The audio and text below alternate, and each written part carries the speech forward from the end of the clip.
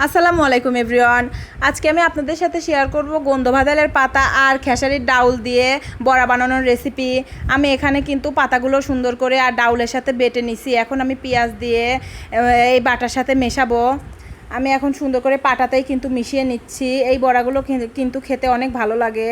যাদের মুখে রুচি নাই, আবার যাদের গায়ে হাত পায়ে ব্যথা, তারা কিন্তু এই বড়াটা ট্রাই করবেন, তাদের কিন্তু ব্যথা সেরে যাবে।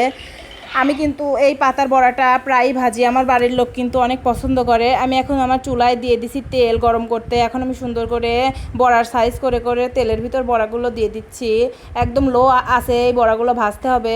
যদি বেশি আঁচ দিয়ে ভাজি তাহলে দেখা যাবে যে ওপরে পুড়ে যাবে আর ভেতরে হবেই না, কাঁচা কাঁচাই থাকবে। আর কাঁচা কাঁচা থাকলে কিন্তু পাতার একটা আলাদা ধরনের গন্ধ লাগে। তো দেখুন গাইজ, আমার কিন্তু বড়াগুলো ভাজা হয়ে গেছে।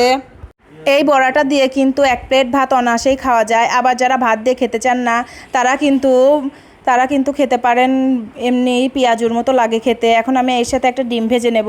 গরম ভাতের সাথে কিন্তু ডিম ভাজি আর এই বড়াটা হলে অনেক ভালোভাবে ভাত খাওয়া যায়। তো কে কে আমার মতো এই বড়া পছন্দ করেন সবাই জানাবেন। আল্লাহ হাফেজ।